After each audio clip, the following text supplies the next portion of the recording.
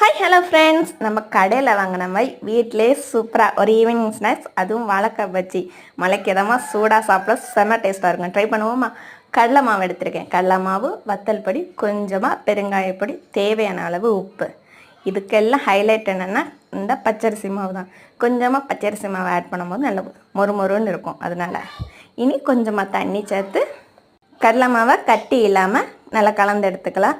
உங்களுக்கு நல்ல மிளகு பொடி பிடிக்கும் அப்படின்னா, நல்ல மிளகு ஃப்ளேவர் பிடிக்கும்னா இதில் லேசாக ஆட் பண்ணிக்கோங்க. வாழைக்காவை இதே மாதிரி லேசாக வெட்டி எடுத்துக்கலாம்.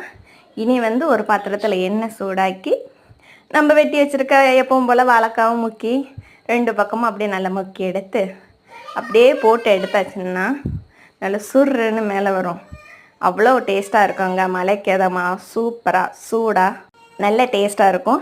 அதுவும் நல்ல பொன் நிறத்தில் வேக வச்சு எடுத்துக்கோங்களேன். சூப்பராக இருக்கும். ட்ரை பண்ணுங்கள்.